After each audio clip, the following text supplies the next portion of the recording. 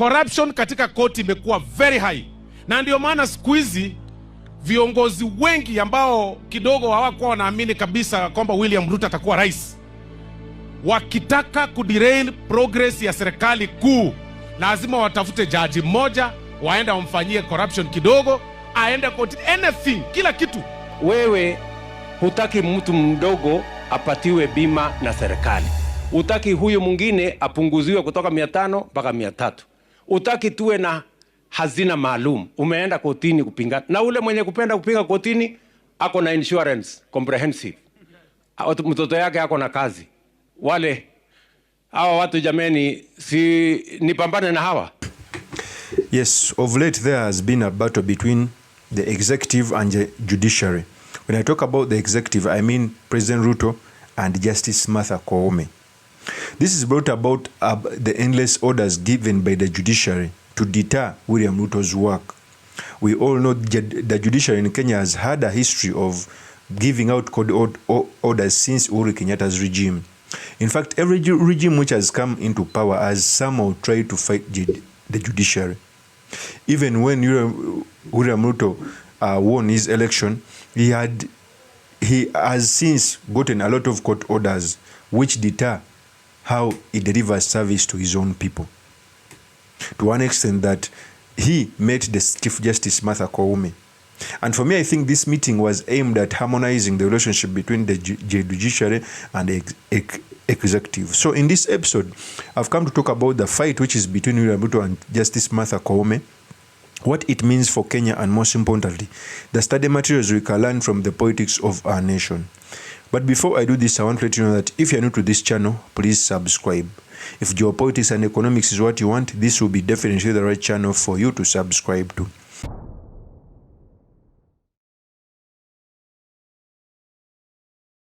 Wewe hutaki mtu mdogo apatiwe bima na serikali. Hutaki huyu mwingine apunguziwe kutoka 500 mpaka 300. Hutaki tuwe na hazina maalum. Umeenda kotini kupinga. Na ule mwenye kupenda kupinga kotini ako na insurance comprehensive. Mtoto yake ako na kazi. Hawa watu jameni, si nipambane na hawa. So, there has been a battle between Justice Martha Koome and William Ruto. And in fact, last week they had a meeting which Raila Odinga opposed.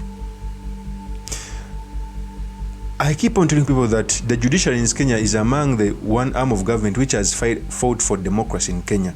In fact, sometimes it gives out ruling to streamline politics in Kenya. Okay?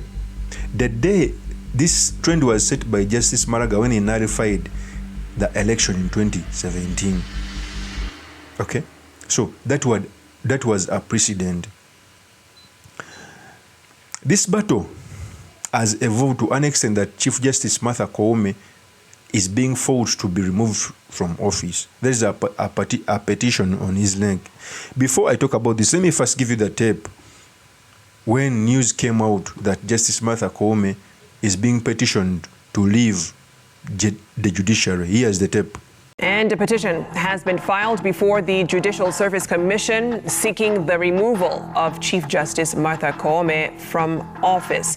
The petitioner, Michael Kojo Otieno, claims that the CJ failed to follow the law in appointing members of the tax appeal, in that, quote, while appointing persons to serve at the tax appeal tribunal, the judge failed to be honest in execution of powers conferred to her by the Tax Appeal Tribunal Act, based on powers conferred to the judge as a judicial officer, end quote.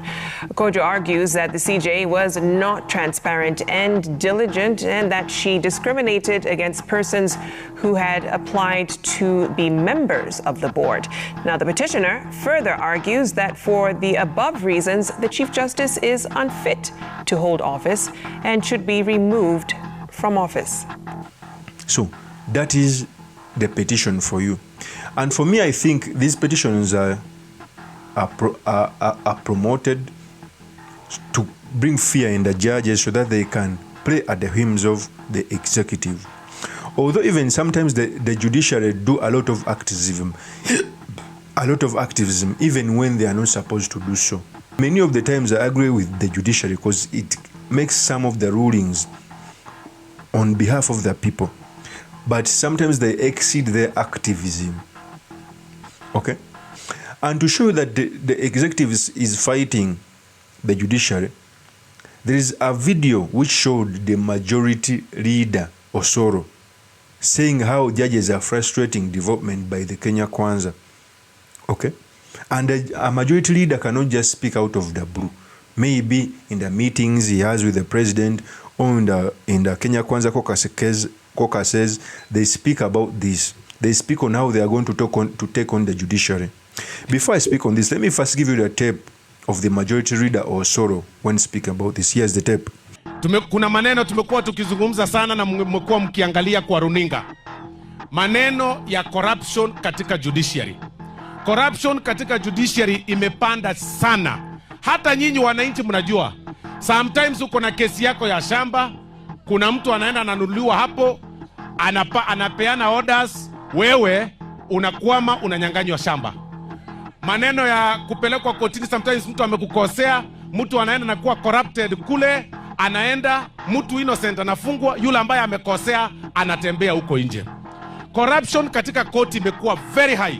Na ndio maana siku hizi viongozi wengi ambao kidogo hawakuwa wanaamini kabisa kwamba William Ruto atakuwa rais, wakitaka kuderail progress ya serikali kuu, lazima watafute jaji mmoja, waende wamfanyie corruption kidogo, aende koti, anything, kila kitu.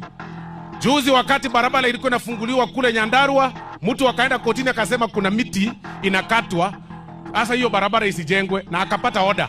Barabara ikasimamishwa, haikujengwa, na ni barabara kubwa na ni rough road mbaya sana. Akapata order, akaambiwa unajua miti conservation, miti sijui nini, miti 5 ilikuwa tu hapo kwa barabara. Wakaenda wakapata order, contractor akatolewa site, wananchi wakaumia. Juzi the other day tumekuwa bungeni, tumepitisha maneno ya Haiti, maneno ya polisi. Kenya imeanza kutengeneza urafiki kule nje all over. Tumepata urafiki na tumeambiwa ya kwamba mahali serikali zingine zinataka tusaidie, bunge ikapitisha ya kwamba na pamoja na serikali askari wetu waende kutumwa mahali ambapo hakuna amani. Mtu ameenda kotini, ametafuta njia pia, anatasema hapana, kidogo mnainua Kenya juu sana, amepata tena order, amesimamisha ati polisi na wanajeshi na kila mahali wasiende kule nje kwa sababu Kenya itainuka juu. Na mimi naambia mheshimiwa naibu wa rais, sisi tunaheshimu uamuzi wa koti, lakini saa zingine mahali kidogo wanakosea, tuambie ukweli. Kama hii ingine ya Haiti, ni vizuri tuambie ukweli, your excellency. Wanakosea mheshimiwa rais. Hakuna kitu itaendelea Kenya kama kila project ambayo tunataka kuanzisha, hata hii damu ambayo umefungua, kesho utaona kuna mtu, your excellency, atakuwa kidogo kichwa imeruka, aende kotini aseme hii damu, hii shamba kidogo hapana, itakuwa inalisha watu maji, itaenda hii side, iache hii side, alafu apate order, atumie corruption, alafu upate hiyo damu imesimama. Your excellency, kidogo hii maneno lazima tuangalie. Corruption in the judiciary is deep rooted, na ile maneno ya kupeleka hao watu itabidi kuanzia next week, wale corrupt judges tuendelee kuwapeleka kwa Judicial Service Commission ndio wasimamishwe kazi, kwa sababu tunapenda kuconcentrate na watu wa chini, tunaacha corruption katika watu wa juu kule juu. So that is Osoro. For me, I think it is not right for the executive to fight Justice Martha Koome, or for President Ruto to fight Justice Martha Koome. All they need to do is to play by the rules. In many of the cases, these judges just follow the rules. But I'm not omitting that there are not some corrupt judges who are used by other forces. It may be right, this is Kenya, everything is possible. This is Kenya where corruption is so rampant. Okay? So I don't rule out that. But also, when the executive goes bare knuckle with the judiciary, then it is a sign of animosity within the government. Okay? Sometimes even if the executive wants development, it must come to terms that it must do each and everything by the law. But also, when even the judges are giving out these court orders, they must consider the plight of Kenyans. They must consider the effect of their court orders. Okay? If indeed it's true as the majority leader also said that our full road was put at a stop because of a tree, then sometimes there must be some engagement with these judges. Not all the times court orders are needed. Sometimes a judge must go on the ground, see the tree, talk to the owner of the tree, talk to the people who are building the road, so that they can have a convergence to work on the road. So for me, I think the battles between the judiciary and the executive are not good in Kenya, and they must be handled for Kenya to get prosperity. Of course, that's my opinion. Do drop me your comments by commenting about this. Thank you very much for listening. If this is your first time on this YouTube channel, I implore you to subscribe, like, and comment so that I can be motivated to do more of such videos. I'll see you on another one. Peace.